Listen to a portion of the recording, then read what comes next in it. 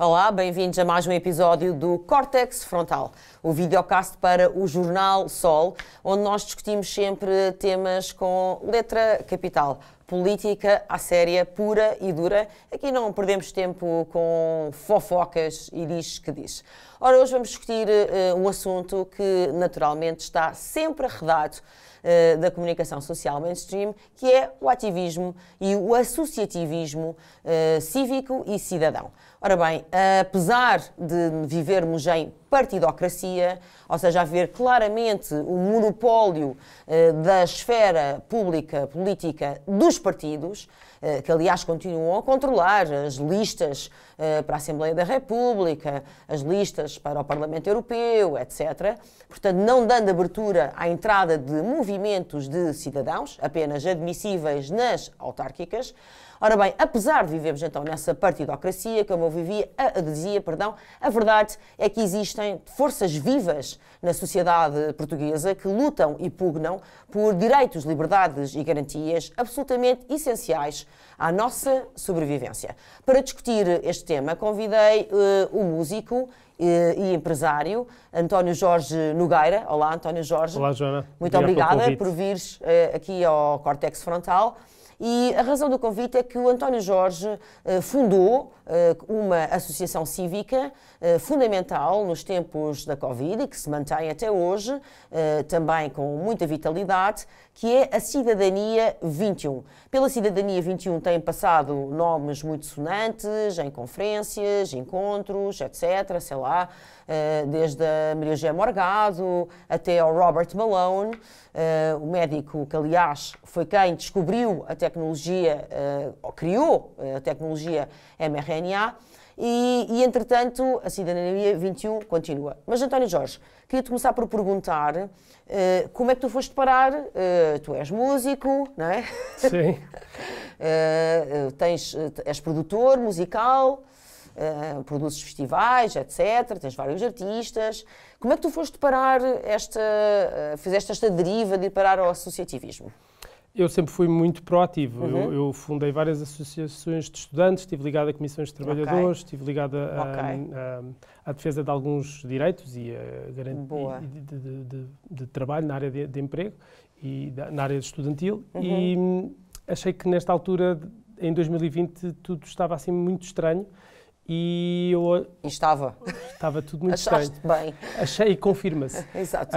E achei que era importante criar um movimento com o qual eu me revisse um bocadinho mais, porque todos os movimentos que estavam a acontecer, meios orgânicos, eu achava que não estavam a comunicar a 100% para propriamente pessoas que não estivessem a alcançar a profundidade da questão. Havia movimentos, mas estavam muito a pregar aos convertidos, não é? Sim. Era necessário, se calhar, pessoas que pudessem falar para um público mais amplo. E eu achava que era muito importante nós conseguirmos contactar com essas pessoas e ter uma mensagem, uma forma de comunicar diferente. E na altura agreguei-me a mais uns colegas, a Elizabeth Tavares, ao Tiago Lucena, a André Godinho, e decidimos criar a plataforma cívica Cidadania 21, que depois começámos a desenvolver um conjunto de ações.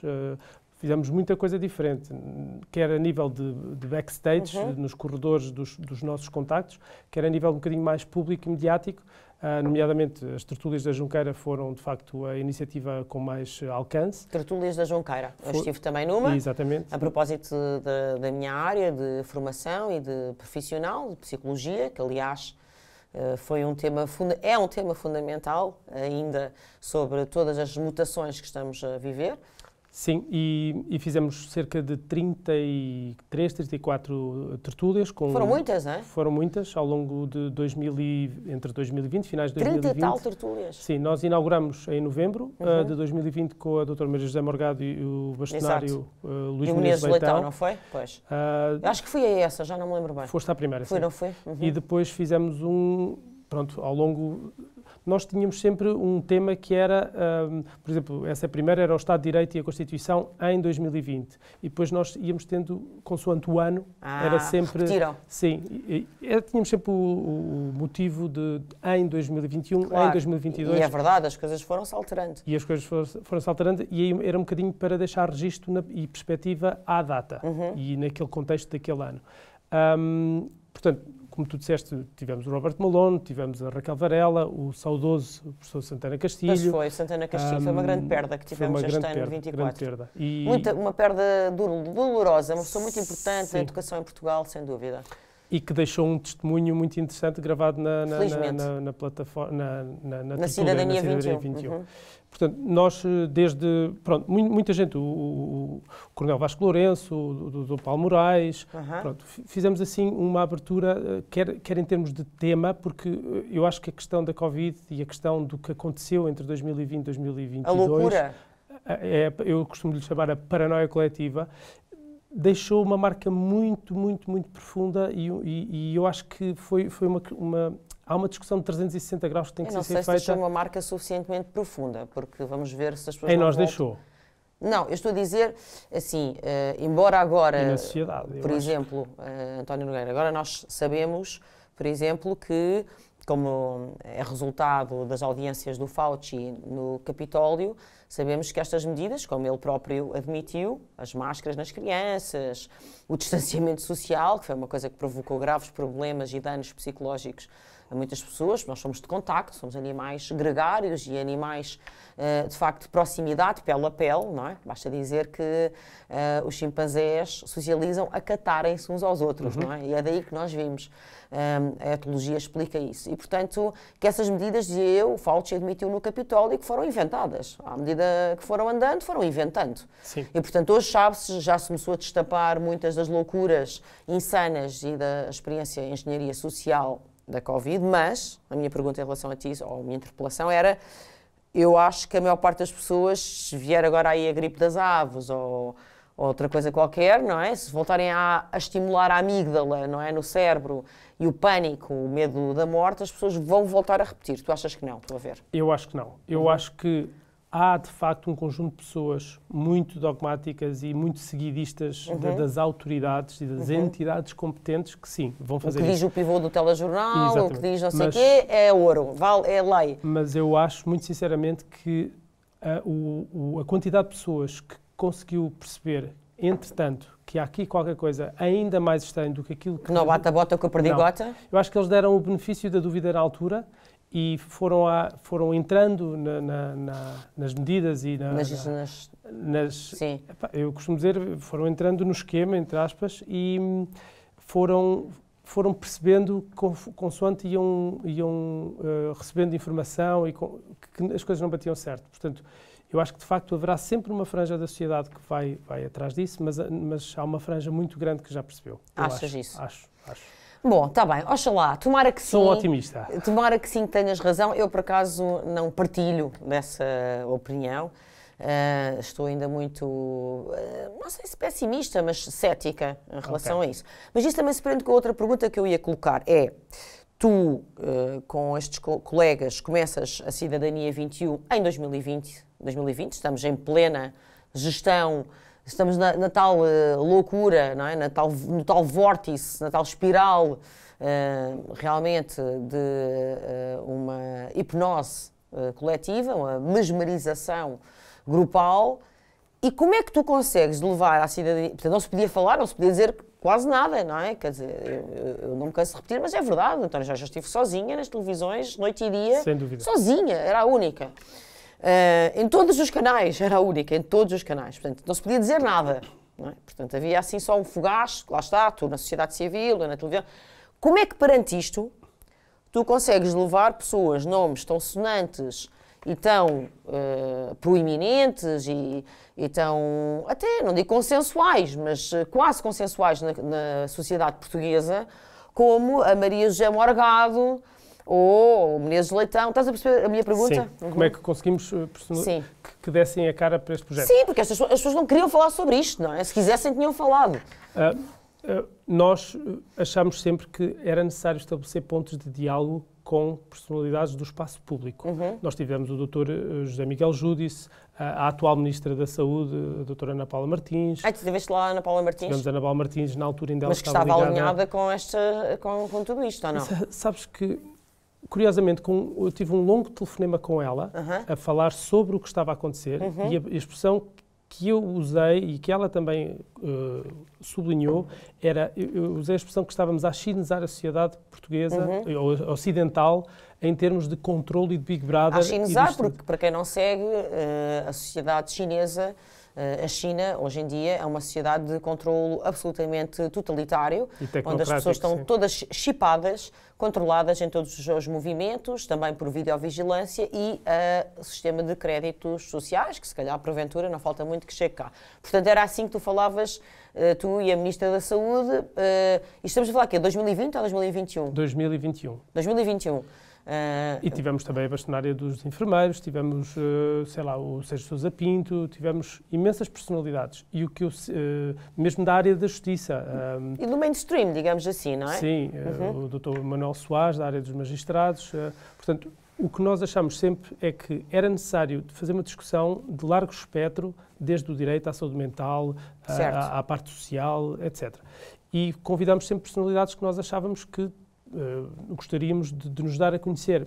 E para além então durante a tertúlia, obviamente o moderador era a pessoa da nossa confiança e fazia as perguntas mais difíceis que nós não víamos serem feitas em canal aberto. Apertavam um bocadinho com estes convidados. Sim, fazíamos. E o que nós depois sentimos na parte, portanto, na tertúlia, as pessoas davam a sua opinião e percebíamos que havia algum cuidado na forma como se expressavam, mas muitas vezes em off, quando depois se proporcionava o jantar no espaço, conseguíamos conversar com eles. Depois jantavam às vezes. E depois jantávamos, eles ficavam, uhum. era uma tertúlia que tinha um painel de convidados e depois ficávamos para jantar.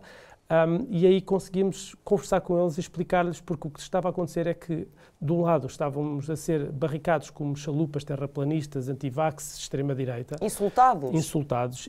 Conspiracionistas, negacionistas, sim. difamação. Rotulados. Injúrias. Sim. E nós queríamos demonstrar que não éramos nada disso. Portanto, e muitos deles ficavam muito surpreendidos. Por exemplo, nomeadamente o Pedro Simas, também foi uma das pessoas que nós queríamos. Nós também convidámos o Frois, também tentamos chegar ao Miguel Guimarães. Não aceitaram esses? Não aceitaram. Mas o Simas foi? Mas o Simas veterinário, foi. não é? Sim. Estamos a falar do veterinário. O veterinário... O veterinário das lentes dos óculos, não é? Que promovia aquelas lentes que dizia... Ele e a Catarina Furtado, acho eu, promoviam publicidade enganosa, depois foi retirada essa publicidade, depois foi proibida, não foi? Segundo eu me recordo. Porque era... lá está, isto faz parte da insanidade desses anti-Covid. Eram lentes de óculos, não é? Que eles diziam que eram lentes antivírus. Que é uma coisa que está bom de ver. Muito científica. Que o vírus não esbarra na lente e stop. Claro que não. O vírus passa, passa, obviamente, por todas as frestas. Isto dá-me vontade de rir, porque o Simas foi promovido como um grande especialista. Aliás, tínhamos também sociólogos, etc., promovidos como grandes especialistas em Covid. Sociólogos, como é que se chamava aquele sociólogo que é casado com aquela jornalista da SIC, o Tiago... Não me lembro. Não me lembro. Um arruivado, não importa. Promovidos como grandes especialistas, peritos da covidagem, quando, enfim, se calhar percebiam menos desses assuntos do que eu. Mas para te dizer, eu até me espanta que o Simas tenha ido. O Simas foi muito interessante. Porque ele foi muito Ele promovido. foi open mind. Eu sempre achei o Simas, e eu acho que todos nós temos que lhe dar enquadrar, isto é, reconhecer que ele sempre foi relativamente moderado. Dentro de todos os outros que... Eu acho que ele foi moderado porque ele... Sim, dentro a coisa estava tão radical... Tu queres comparar o Simas com o Miguel Guimarães, com o Frois, com uma data, com o Carona e com uma data de gente... Não, com o Frois e com o Carona não, mas aí estamos a falar de casos, de facto, absolutamente extremistas, radicais. Sim, e basta ouvir a última entrevista do Simas, do Dr. Pedro Simas, ao Observador, com o José Manuel Fernandes e com a Helena Matos, e percebe-se claramente... Não vi. Foi aqui há sei lá, de repente o tempo passa tão depressa para, sei lá, há meio ano, talvez, ou um bocadinho mais, onde ele diz claramente que se ele se atrevesse a dizer qualquer coisa que fosse contra o que os outros influencers sanitários diziam, ele próprio era cancelado. Portanto, eu acho que estas pessoas... Bem-vindo ao clube. Sim, e ele assumiu isso. Mas isso, António Jorge, desculpa lá, a gente já vai voltar à cidadania 21, até porque realmente a minha pergunta tem a ver com isso, o medo de ser cancelado. Por isso é que eu estava-te a perguntar como é que tinhas conseguido levar aqueles convidados a 30 e tal tertúlias cheias de nomes proeminentes, mas... o medo de ser cancelado é assim, realmente eu e tu somos duas pessoas que sofreram na pele ameaças, cancelamentos, prejuízos de várias ordens, não é, António Jorge? Mas nós temos uma independência que essas pessoas não têm. Eu acho que quanto mais essas pessoas estão instaladas academicamente e a nível profissional, quanto mais instaladas e dependem os salários e a vida e o status eu compreendo, mas é assim, pessoal já não sei de quem é que é a frase, aí discordo de ti, porque assim, já não sei de quem é que é a frase, acho que é do Martin Luther King, ou assim, uma coisa que diz que o mundo, os problemas no mundo não se adensam só pelos criminosos, mas pelos silenciosos, que ficam em silêncio, totalmente não é? De acordo, totalmente de acordo. E realmente, mas pronto, eu não quero, isto não é um programa sobre o Simas. Estavas só tu a dizer que até o Simas levaste lá. Sim, exatamente. E a ideia foi estabelecer diálogo com essas pessoas para nós demonstrarmos que havia uma outra visão dos factos e que eles podiam estar redondamente enganados, e nós queríamos demonstrar-lhes que o que estávamos a deixar ali era um registro para a posteridade do que eles estavam a afirmar naquela altura e que havia contraponto a isso. E que mas o tempo espera, iria mas a minha dar... pergunta é... Sim. Como é que os levei lá? Sim, porque repara, é assim, tu levaste lá e eles muitas vezes tinham respostas cautelosas, não é? Mas também não se punham lá com a covidagem toda, não é? Não, eu acho que havia grande generosidade dessas pessoas, e essas pessoas, os que aceitaram, demonstraram muito fair play e disponibilidade. E houve inclusive algumas pessoas que sabiam perfeitamente o que ia. O Simas não sabia o que ia. Só no carro, quando eu ia a levar, ele é que lhe disse. Era só um simulador para o Simas. E foi muito difícil segurar essa tertúlia, porque o público-alvo da tertúlia estava cheia. E o público-alvo... Imagino, o Simas estava na berra. Sim, e as pessoas ouviam o Simas, o Dr. Pedro Simas, e, com todo o respeito, e não aceitavam o que ele dizia. Portanto, foi muito difícil manter a tertúlia num tom civilizado. Sim, agora, isso é muito importante. Foi, e isso era muito importante para nós. Atenção, quero fazer aqui um à parte, porque já disse isto sobre o Simas e sobre o Freud, quem quer que seja. Eu acho que independente, são pessoas com quem eu discordo completamente de uma série de coisas, mas...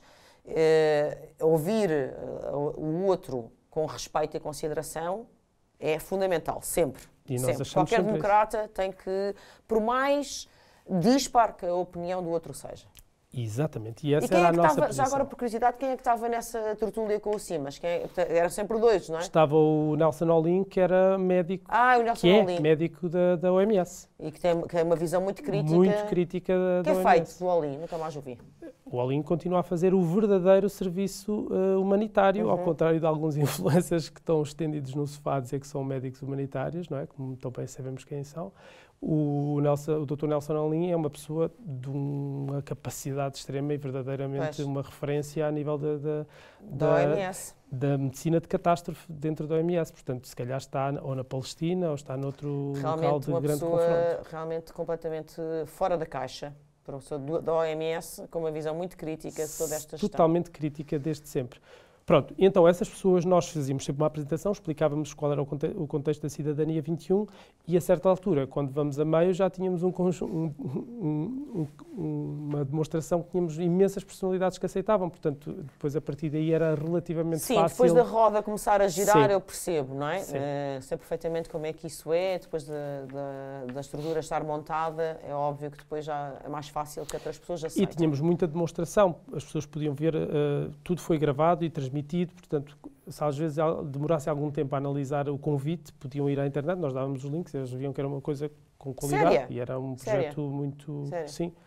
Pronto, nesse sentido, fizemos as tertúlias, fizemos vários manifestos, entreguei pessoalmente ao António... Ainda tenho uma dúvida sobre sim. isso, desculpa, porque eu acho que isso também é importante, que é, ok, mas então a Cidadania 21, António Jorge, também é uma demonstração, não só tem a importância que tem e que teve nesta altura, não é? De facto, se poder falar abertamente, de uma forma democrática, livre, responsável, crítica sobre estes temas todos, mas também mostra que com o mínimo de espírito, de facto, de jornalismo, no melhor acessão da palavra, isto não tinha acontecido, aquilo que aconteceu, aquela visão monolítica na comunicação social, não tinha sucedido. Sem dúvida. Ou seja, isto é a demonstração final cabal de que, convidando as pessoas, nomes sonantes, etc., e conduzindo as entrevistas, os debates, etc., não de uma forma, lá está, completamente vedada, não é? Completamente, lá está, monolítica, não é? Só admitindo uma possibilidade, que era perfeitamente possível termos tido espaço, respiração na comunicação social. Mas quanto mais o tempo passa, mais eu tenho a certeza que, das duas, uma, ou quem dirige os jornais está completamente alienado da realidade, ou então está a fazê-lo de uma forma intencional. O que se passa é, não nos podemos esquecer que mal começaram a acontecer os primeiros sinais da Covid, o programa Prós e Contras da Fátima Campos Ferreira foi cancelado e foi fechado. Portanto, era um programa ultra importante, ainda muito mais nesta altura em que era necessário contraditório e que havia várias visões da realidade e várias correntes de pensamento. Quiseram que existisse só uma. Portanto, quando esse programa é dado como terminado, é logo um sinal. Depois, houve uma falência total do Quarto Poder. O Quarto Poder tem o dever e tem o código deontológico de apresentar contraditório e não propriamente de conduzir as pessoas a nenhum tipo de comportamento. O dever deles é informar. Por isso é que eu disse, jornalismo, a verdadeira acessão da palavra. A função do jornalismo é exatamente isto que tu estás a dizer. Não é conduzir as pessoas para uma determinada posição, mas isso acabou. É dar informação e estimular até esse pensamento crítico. Não há esse pensamento crítico. Eu acho que as agências de comunicação tornaram-se agentes ativos de manipulação social. Sim, depois há a questão, aliaram-se. Não sei se são só as agências de comunicação, também há a questão de quem é dono, quem é o proprietário efetivo desses órgãos de comunicação. Mas eu conheço proprietários de órgãos de comunicação social que estão totalmente alinhados connosco, mas depois, devido à independência das redações e das FIAs, e obviamente e também de alguns jornalistas... Independência face aos acionistas. Aos acionistas, apesar de estarem concordantes connosco, não podem interferir nas redações. Portanto, o que eu acho é que houve... Existirá a independência das redações sem ser em relação aos acionistas? Eu acho que isto é complexo, não é? É complexo. Imagina, mesmo que eu seja teu assalariado, eu não posso necessariamente, dependendo do meu caráter, aí é que está, aí é que entra a formação das pessoas. Eu posso não me vergar ao facto de me pagares salário e eu dizer exatamente o que tu queres que eu diga. Evidente. Portanto, depende do caráter das pessoas. Coluna vertebral, mas por isso é que as redações... ou túbaros. Mas por isso é que as redações perderam os séniores todos. Só tens estagiários que ficam à mercê. Portanto, há toda aqui uma limpeza de as pessoas... Explorados. Exatamente. E há uma necessidade das novas gerações quererem agradar às chefias para poderem ter emprego e progressão na carreira. Agora, o Quarto Poder portou-se muito, muito mal. E nesse aspecto, nós, quando começámos a observar que não havia contraditório na comunicação social e o contraditório que era posto lá era claramente colocado para ser destruído na praça pública e descredibilizado, não nos podemos esquecer o que aconteceu, por exemplo, o Dr. Jorge Turgal. O Dr. Jorge Turgal, esse sim, um verdadeiro especialista. Sim. E o que aconteceu com o Conselho Nacional de Saúde, que foi completamente posto à parte. Contra a lei. E eles é que deviam ter conduzido toda a política de saúde nessa altura. E até hoje, aliás, não se fez nenhuma auditoria, nem nenhum balanço sobre essa gestão. Sim. E, aliás, isso é um dos fatores, como eu te dizia, que eu fico cética em relação a futuros eventos de saúde ou outros. Mas voltemos à Cidadania 21. A Cidadania 21, como é natural, e não poderia deixar de ser, 2020, 2021, 2022, esteve mais centrada nesta questão da gestão da Covid, pois era o tema, lá está, quase único. A gestão da Covid era o pretexto para nós discutirmos várias coisas, desde as questões de direito, desde as questões da democracia, da Constituição, do jornalismo, das artes, porque elas também, todas elas foram impactadas pela gestão da Covid, todas as áreas da sociedade. E por isso é que eu digo que é uma questão muito profunda que foi disputada com a questão da Covid, mesmo muito profunda. E quando se fala às vezes que impacto é que causou na sociedade, basta ver a saúde mental das pessoas, basta perceber os hábitos sociais. Sei bem. Acho que eu sou e tu sabes bem, estou no terreno, de mangas arregaçadas, e sei bem a porrada que as pessoas levaram e ainda estão a apanhar os cacos. Sim, e eu acho que as pessoas estão-se a recompor, como tu dizes, a apanhar os cacos, no sentido em que tiveram um grande trauma. Tiveram. E isto foi uma manobra de engenharia social, que é uma expressão também tua, em que houve uma transferência de poder para determinado tipo de entidades e era necessário, de facto, bloquear os comportamentos das pessoas. Poder e riqueza. Bem, então Dinheiro, isso se fala. foi a maior transferência de riqueza da história da humanidade. Sim. Bom, mas então, agora, o que eu queria era perceber, portanto, vocês fizeram isto, estão de parabéns, António Jorge, Elizabeth Tavares, todas as pessoas do SENA, todas as pessoas que estiveram envolvidas. Carlos Gomes, sim. Exatamente, mas agora a Cidadania 21 continua. E eu imagino que não vos faltem temas, não é? porque, efetivamente, estamos numa altura crítica, com uma mutação profunda. A engenharia social ou psicossocial, esta reengenharia continua. Estou a falar, por exemplo, lá está, falávamos da China, não é, António Jorge? Mas desde a introdução do euro digital e o fim do dinheiro físico, ou das cidades de 15 minutos, ou a introdução da identidade digital, dos créditos sociais, etc. Portanto, temas não faltam. É por aqui que vai a Cidadania 21? Sim. Explica-nos um bocadinho o que é que vocês têm em mente. Nós, entretanto, o que acontece foi, durante o 2020-22, como todos sabemos, a sociedade paralisou e nós, profissionalmente, Exato. Não podemos fazer nada. Eu que estou ligado à área do entretenimento, dos espetáculos e da cultura, estive completamente bloqueado. E todos nós. E aí foi possível, sim, e aí foi possível, e a mesma área pedagógica, e aí foi possível despender do nosso tempo e energia para isso. Entretanto, retomámos todos a nossa atividade profissional e tem sido mais complicado continuar com o mesmo ritmo. Mas o que nós temos intenção é agora de criar um conjunto de novas iniciativas para voltar para dar continuidade à discussão dos temas da atualidade. Portanto, a questão, quer desde o tratado pandémico, desde as novas medidas das medidas da digitalização da moeda, muito importante. A questão de como está a funcionar o que acontece por trás do pano preto da guerra, todas estas questões da identidade digital e da digitalização da sociedade são assuntos extremamente perigosos e que nos preocupam muito, e eu acho que vamos sempre continuar a bater nessa tecla, onde também o jornalismo vai ser sempre o nosso principal alvo de debate e de alerta para o funcionamento das instituições. E o jornalismo em si é o quarto poder, é muito importante para que a sociedade se mantenha a regular bem, fiscalizada. Democrática, exatamente. Não sei se existe democracia sem jornalismo, tenho muitas dúvidas sobre isso. Não é? Sim, sem dúvida nenhuma. O jornalismo é fundamental e nós estamos muito preocupados porque há uma degradação visível e muito flagrante das instituições democráticas e isso nota-se pela qualidade do jornalismo. Tu ainda vês televisão ou não? Vejo. Ainda vês televisão? Vejo. Vês televisão que é à noite? Sim, à noite. Normalmente. Sim, chego a casa, eu trabalho muito em casa, mas de qualquer maneira há sempre um momento do final do dia que eu vou ver as notícias. Vais ver os noticiários? Vou ver e faço assim um zapping, ando para trás e para a frente e vejo algumas coisas que são comentadas dos WhatsApps e vou ver com muito cuidado, até porque eu acho que é muito importante, na minha perspectiva e no que eu quero, ver o que é que está a acontecer, assistir e poder ter sentido crítico. Sem dúvida alguma, temos que acompanhar, porque ainda há muitas pessoas que veem televisão, cada vez menos, não é? Sim, eu sei que Notoriamente, cada vez menos.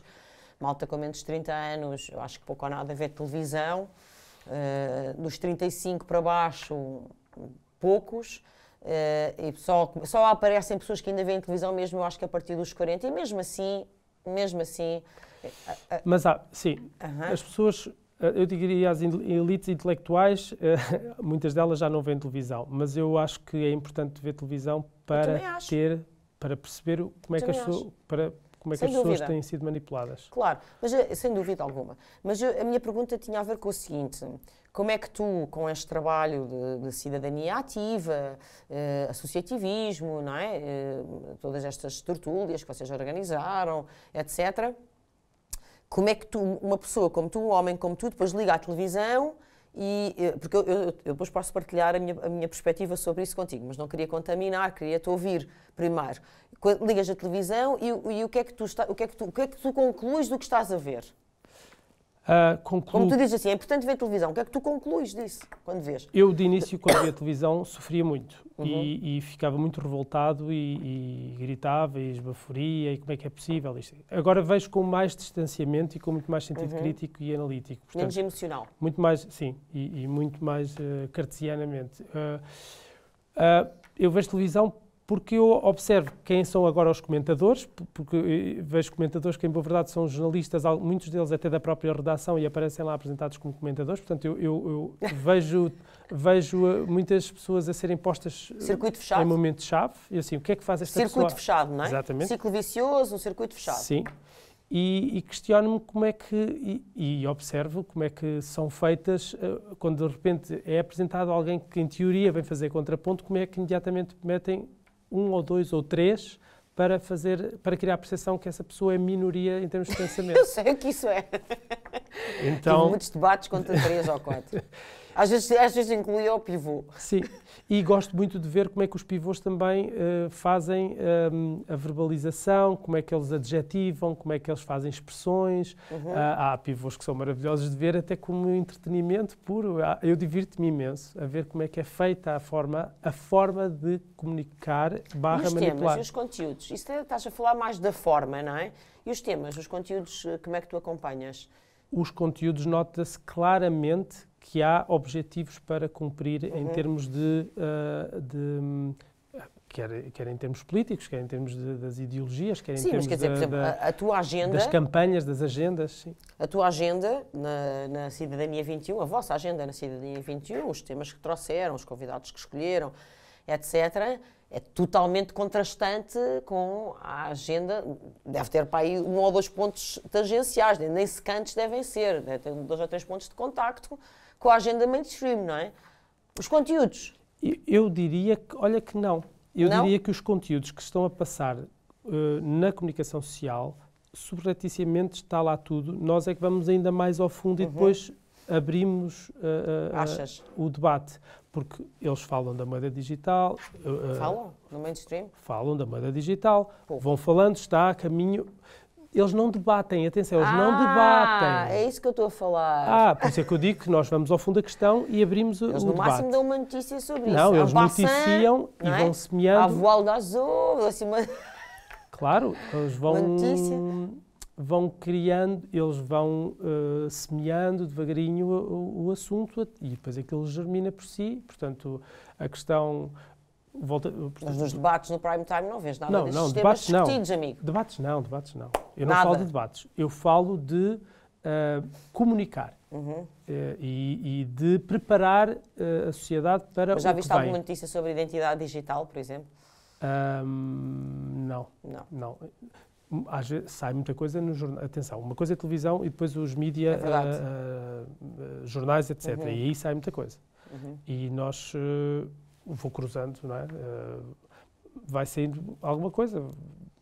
Mas, obviamente, não há debate. O que nos preocupa, acima de tudo, é não haver debate. Então, nesse sentido, nós tentamos fazer o debate à nossa medida. Claro, eu estou só a enfatizar isso porquê? Porque, de facto, há um espaço... Eu vou dizer como é que eu vejo a maior parte dos debates. Há honrosas exceções. Existem honrosas exceções. Atenção, não podemos tomar a parte pelo todo, a nuvem por Juno, ou pago justo pelo pecador. De facto, há analistas e comentadores políticos, pivôs, etc., e redações que tentam ser mais imparciais, isentas, como deve ser qualquer jornalismo com J, letra alta, não é? E fazem o seu trabalho. Aliás, alguns dos nomes que vocês levaram à Cidadania 21 são provas de alguma independência e isenção. Não, são provas vivas, não quer dizer que concordem tudo connosco, mas são provas de isenção e de alguma independência.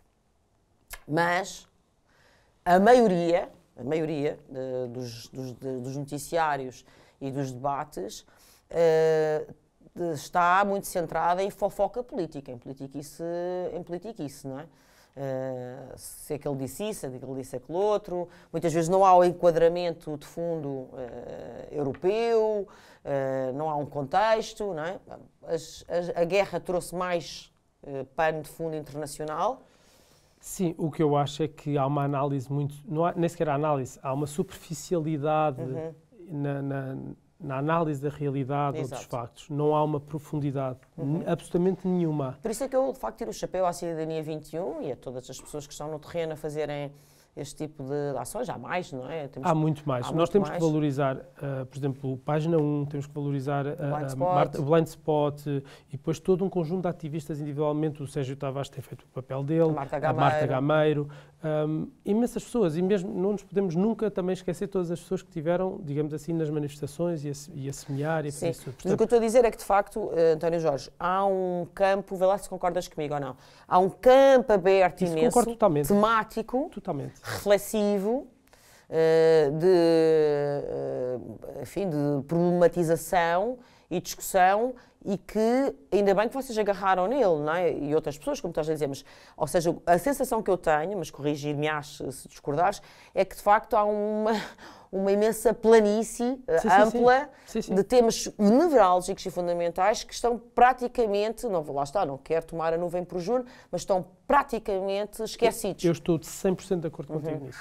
O que eu acho é que os órgãos de comunicação social demitiram-se totalmente de fazer análise crítica e profunda às questões. Isso. E honesta. Acima de tudo, também falta muita honestidade dos jornalistas. Também, é verdade. E por falta disso e por haver direções de chefias nos órgãos de comunicação social e depois todo o jornalismo, cria-se ali todo um cluster de comunicação que é todo muito superficial, em boa verdade, até para estupidificar as pessoas. Não há propriamente uma missão de informar devidamente. Não, há uma missão de desinformar devidamente. Por isso é que eu digo, eles são, como diz o Paulo Pena, tem um livro muito bem escrito que se chama A Fábrica das Mentiras. Grande jornalista. A Fábrica das Mentiras. E eu acho que os órgãos de comunicação social são hoje em dia órgãos... Por acaso nunca li esse livro do Paulo Pena, chama-se Fábrica das Mentiras. Sim, Paulo Pena também foi uma das pessoas que nós convidámos, aliás foi... Onde anda o Paulo Pena? Não sabemos. Honestamente não sei, mas não tenho seguido tanto. Mas esse livro é sobre justamente as mentiras na comunicação social? Fábrica das Mentiras quer dizer o quê? É sobre as notícias falsas e a manipulação que acontece a vários níveis, não é? Pronto.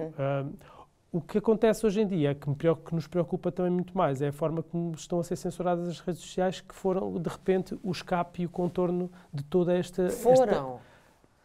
Sim, foram. Agora não sei se ainda são.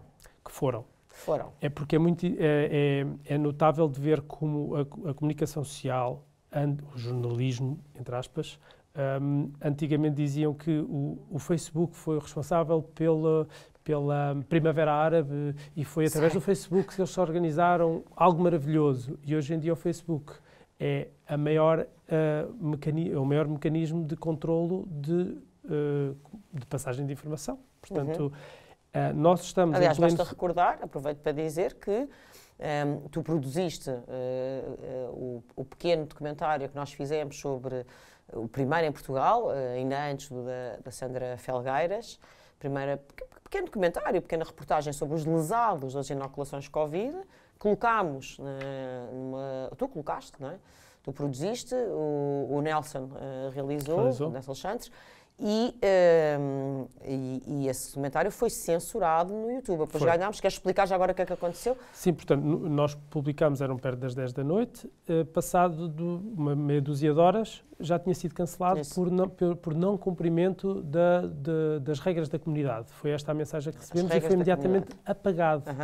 Obviamente que eu sei participei também nessa parte de se contestar, apresentar à Comissão Nacional de Eleições a contestação, porque é absolutamente inaceitável este tipo de documentários, este tipo de informação verdadeira, fundamentada e comprovada de que as pessoas que apresentaram os testemunhos tinham lesões graves e demonstradas.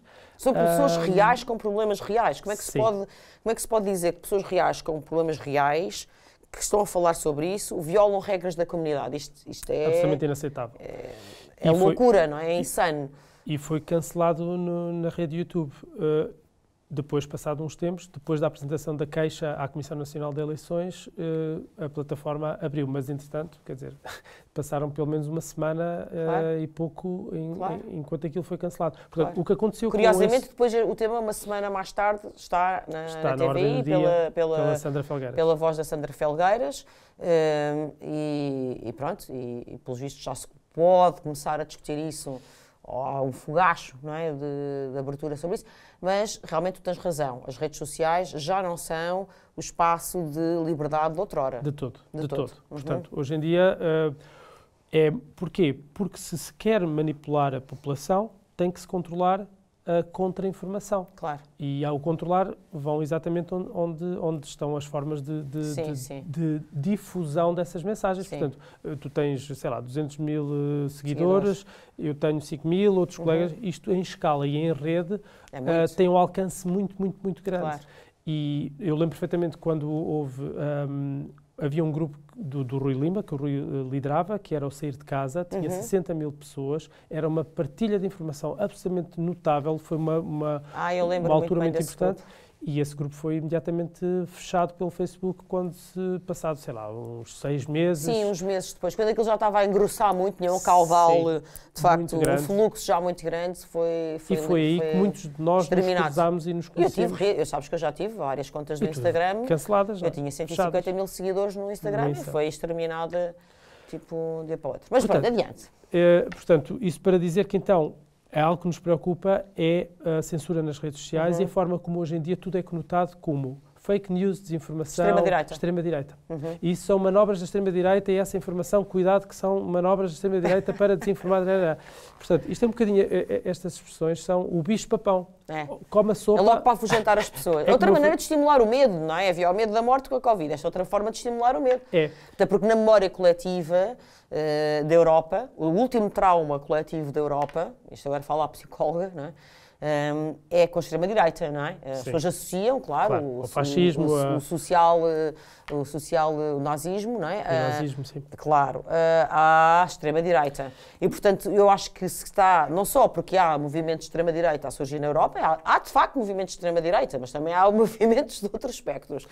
Mas há um ressurgimento de extrema-direita e isto acho que casa com o trauma e é estimulado por aí. E voltamos nós à forma como é estupidificado o povo e como são feitas as notícias e como rapidamente se manipula, que é, hoje em dia, qualquer pessoa que tenha uma visão crítica de algum facto é imediatamente conotado como extrema-direita. Claro. E eu questiono muitas vezes amigos meus, quer dizer, eu não posso ser de extrema-direita, eu sempre votei à esquerda, eu sempre votei, posso afirmar publicamente. Claro. Bloco de esquerda, eu venho do Bloco de Esquerda. Mas eu votava Bloco de Esquerda. E também levei agora com o rótulo de extrema-direita. Partido Socialista, eu ia às festas do Partido Comunista do Avante, o meu pai é comunista.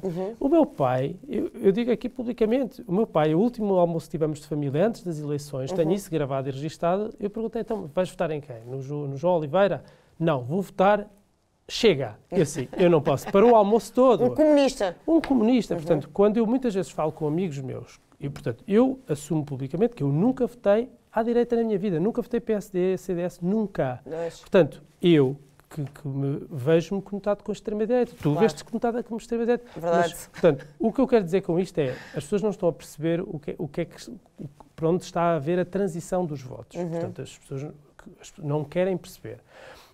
E muitas vezes o que eu digo é, esta conotação com a extrema-direita vai-se virar barata e gratuita e vai-se virar contra essas pessoas, porque nós não somos de extrema-direita, nós não somos extrema de nada, nós somos muito pelo contrário moderados e estamos muito centrados e sempre fomos. Nesse aspecto revejo muito contigo, António Jorge, também me considero uma pessoa... Não é?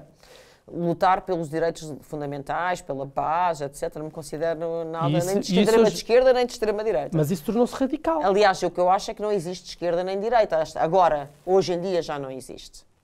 Mas olha, só estamos a caminhar para o fim da nossa conversa.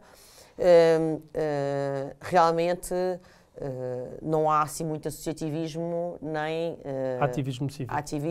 Movimentos de cidadãos, etc. Não é? Não, tem que haver mais. Nós fazemos o que podemos. Somos basicamente 3 a trabalhar com ideias absolutamente fora de horas, sem fundos nenhuns. Eu aproveito a oportunidade para desafiar quem nos possa ajudar para que o possa fazer. Nós fazemos-lo com total independência. Houve apoios que nos quiseram ser dados e de 5 dígitos que nós rejeitámos por serem duvidosos e por queremos manter a nossa total independência. Há muitos patrocínios manhosos. Sim, e nós, há pessoas que fazem patrocínios com uma cenoura à frente, que é, tens que ir por esta direção. Claro, e nós nunca nos deixamos condicionar. Com certeza. Agora, foi tudo feito à conta de fundos pessoais de muitas pessoas que foram às tertúlias e fundos por carolice, não é? Sim.